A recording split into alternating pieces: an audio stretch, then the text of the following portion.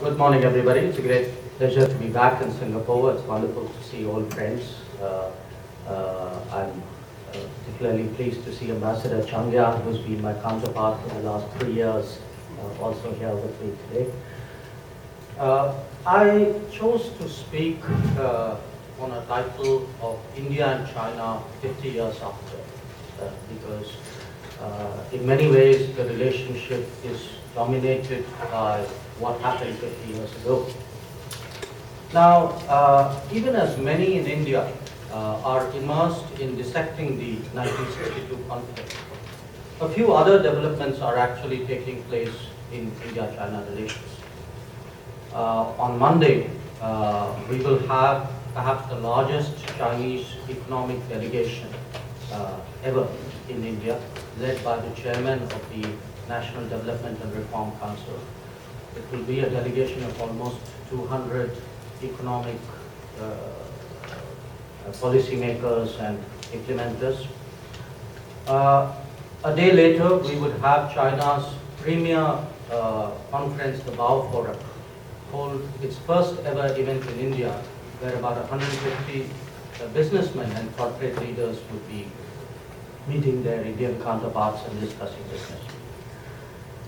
A few days before, a Chinese entry actually won the Best Film Award at the Calcutta International Film Festival. And in fact, in this month, which is exactly 50 years after the 1962 conflict, we've had an Indian auto company with a British brand doing its groundbreaking ceremony in China, and a Chinese auto company with an American brand releasing its first passenger car in India. So, as you can see, the relationship actually has its paradoxes. And this is perhaps symbolic in many ways of the state of relations 50 years after. Now, for a general observer, this relationship is more than a little confusing, because its orthodox understanding is of a rivalry. It is dominated by the border dispute, and it appears to be driven by political competition. But that perception struggles to explain the burgeoning trade between the two nations, or they're making common cause on issues like climate change. The fact is that there are two narratives of India-China relations that coexist. One is centered around the 1962 conflict. The other reflects the more contemporary goals and the compulsions of globalization. Both are equally real, even if believers of one tend to underplay the other. And reconciling them is actually the challenge that we grapple with daily in policymaking. Now, as many of you know, the 1962 conflict left many unresolved issues. Among them is a boundary dispute that is the subject of prolonged negotiations. Recent years have also seen debates over sovereignty and jurisdiction. China has sought to influence the balance of power within the Indian subcontinent, and this has consequences that continue to this day. There are deeper legacy issues as well, reflected in the levels of trust and the limits of contacts. That makes it much harder to appreciate each other's interests and aspirations. 50 years later, we still struggle with a difficult inheritance and should perhaps reflect on its lessons. Now, a decade or more of attempting normalization, the 80s, the 70s and the 80s, it was really left to Rajiv Gandhi in 1988 to take decisive steps that laid the basis for what is the more positive narrative of the relationship. The impasse that served the interests of neither nation has since given way steadily to sustained political engagement, to growing economic activity, and to an active convergence on global issues. Nurtured assiduously by successive governments, it is reflected in frequent leadership meetings, new mechanisms of cooperation, and more agreements. Let me give you a few examples of the change. Prime Minister Manmohan Singh has probably met his Chinese counterparts more times than all his predecessors combined.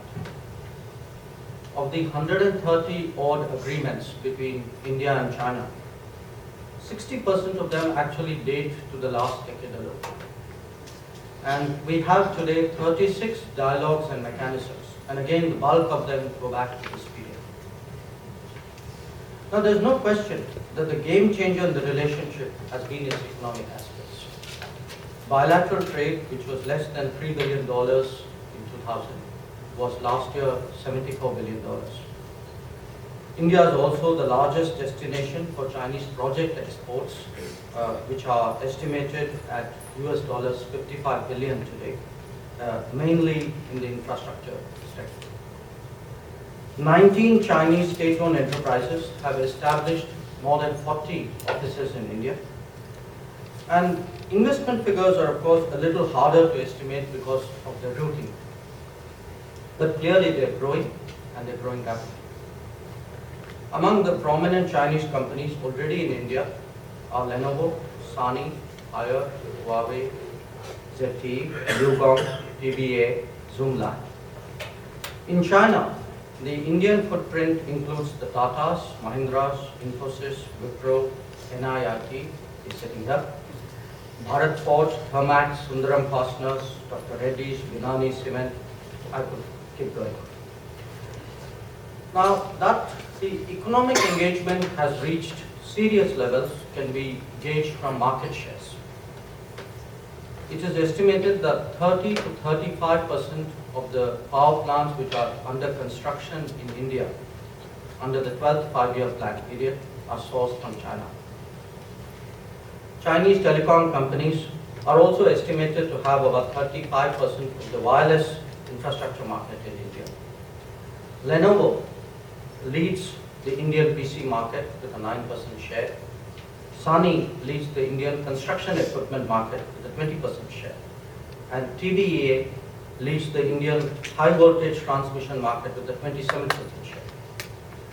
In China, the Indian presence is a little more modest, but is beginning to make its mark.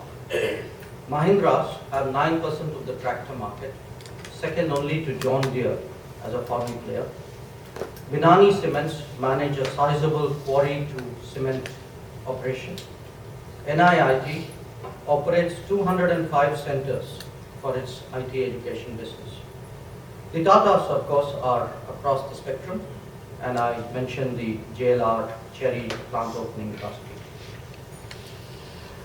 These developments have two drivers. One is the frugal Indian economy that welcomes competitive outputs, including from China. That displays a degree of pragmatism which is actually reminiscent of China itself during its economic opening. In many sectors, the availability of the Chinese option has compelled vendors of other nations to be more reasonable. The growth of India-China trade is a natural reflection of India's quest for economic competitiveness. The other is the globalization of Indian companies and the relevance of China to their larger ambitions. It is both a market and a base for third country exports. Another area of convergence worth noting is in global issues. As developing economies, India and China are both sensitive to food and energy security. They work closely on the Doha development round. Their economies feel the impact of high commodity prices as much as they do of market protectionism. Their cooperation on climate change is impelled by the need to protect their growth prospects. They are also two nations which have very strong sovereignty concerns. As a result, they work far more closely than most observers perceive in multilateral forums, including the United Nations. As rising powers, India and China naturally nurse hopes of playing a greater role in global deliberations. The international financial crisis has opened up possibilities, and we see them cooperating in G20 meetings as well as in forums like the BRICS, of which the two of them are key members.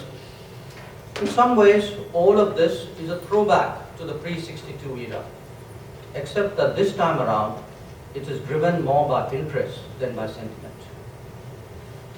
The duality of conflicting narratives is more complicated than you would tend to imagine.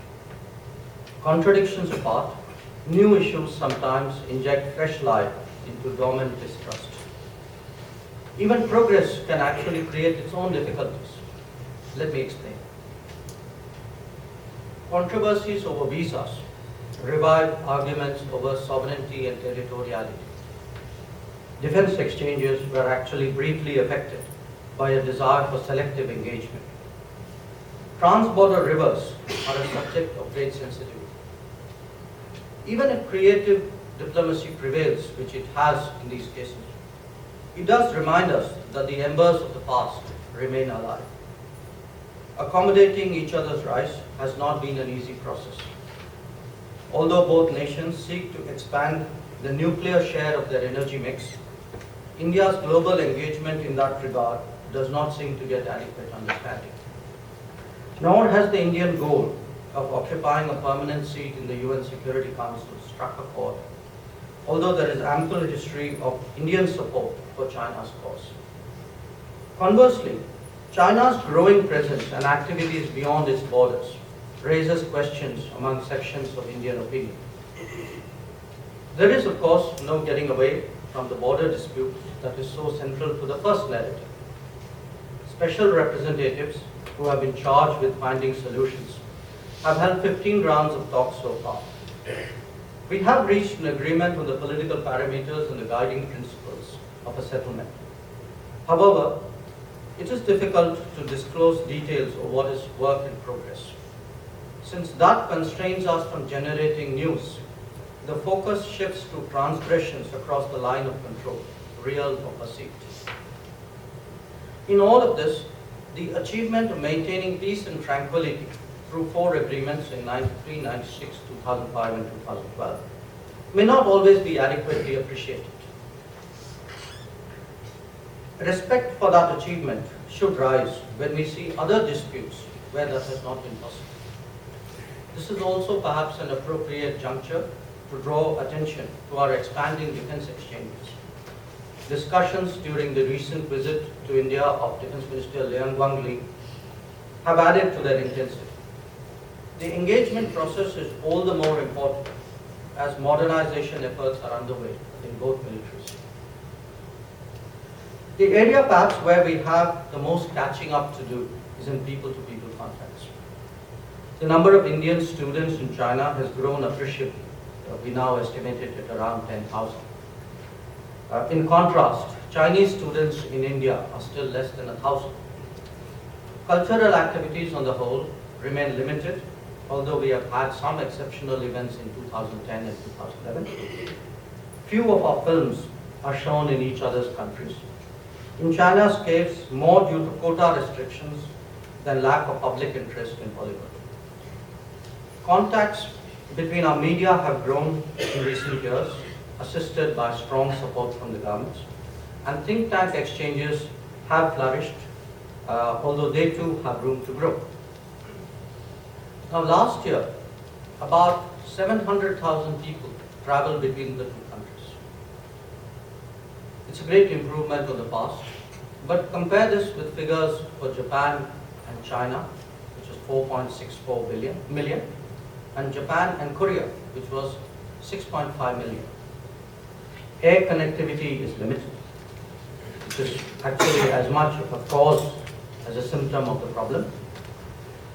But the real distance, I would argue, is an intellectual one. The history of India-China cultural interactions find little recognition among our intelligentsia. Modern history writing has also been very parsimonious in acknowledging our debt to each other. And our shared heritage has fallen victim to politics. Narrowing this distance is essential if we are to develop more empathy between our two societies. It was that realization which actually prompted the Nalanda University initiative. And in the same spirit, we are today preparing jointly an encyclopedia on India-China cultural contacts, an idea incidentally of George Yeo. We are publishing too a Chinese translation of Professor P.C. Bagchi's masterful work on the cultural impact of India and China on each other over 1,000 years. A more long-term effort is to start teaching Chinese Mandarin as a foreign language in Indian middle and high schools. And we have just signed an agreement with Hanban recently in that regard. If there is a silver lining in the cultural cloud, it is in an awareness of what we are missing. Overall, the economic story has been an encouraging one, but it too has created its own issues. Prominent among them is a growing trade deficit, estimated last year at $27 billion. Trade is rarely a subject of unanimity, and that with China is perhaps more divisive than others. Some sectors in Indian industry have clearly benefited from Chinese technology, equipment, components and ingredients. Others have not, many of them small and medium enterprises. The bottom line is that the Indian economy has been extraordinarily open to Chinese goods, and the numbers speak for themselves. The picture is somewhat different for Indian companies vis-à-vis China. Our trade basket is dominated by ores, cotton, yarn and some chemicals. Indian industry is not uncompetitive otherwise. Our problem is we face market access challenges. The Chinese duty structure is very hard on value-added engineering products that are India's forte. Registration processes are a major deterrent to pharmaceutical exports. Local production requirements keep out an auto ancillary industry, which actually has otherwise very impressive Deming certifications. Government contracts do not favor foreign companies. SPS, sanitary phytosanitary negotiations, have been painful, and only 3 of 17 agro items have been cleared over 11 years of negotiations. Quotas and restraints hamper our entertainment industry. Trade and services are often conditioned on investment. And the bottom line is that trading without a local presence actually has serious limitations.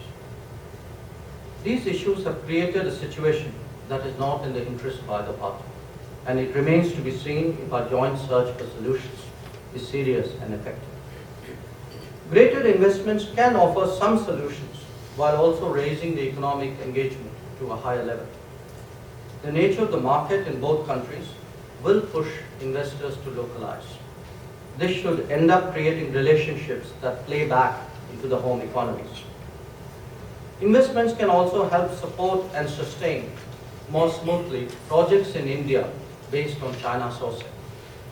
Better technologies, additional capacities, and overall efficiency are, of course, the obvious benefits of more investment. Challenges faced in investment are very different in India and China. They bear examination because today many companies are poised to make decisions. Weak demand in developed markets could push them in the right direction faster than we might expect. It is important that Chinese investments feel welcome in India. Perhaps they don't entirely right now. That the relationship still carries some political baggage makes many companies more than a little hesitant. We are trying to address that concern through policy pronouncements and government signals. Next week, at the Strategic Economic Dialogue that's due to take place in Delhi, we hope to be able to highlight a number of sectors for future cooperation. Publicizing progress on the ground is equally important. A promotional film that we have brought out on investment that capture the experiences of current Chinese companies in India has actually had a very good impact. We have it here. I was hoping at some stage to show it. Success stories are also being written about, and hopefully we will get a few more books on that subject. As part of the strategy, the information gap is being addressed through an investor guide that we have specifically written up in Mandarin for Chinese investors, potential investors looking at India. It must also be recognized that Chinese companies have a limited understanding of the Indian market. India may be China's 7th largest export destination, but most of that business was delivered by Indian sourcing in China, not by Chinese marketing in India. The knowledge curve, therefore, lags considerably behind the numbers. Based on what happens in their own country, Chinese companies often expect assistance from Indian local governments. Similarly, they hope for positive discrimination and China-specific carve-outs. Chinese corporate planning finds problematic to adjust to the smaller scale that is more appropriate for the Indian situation.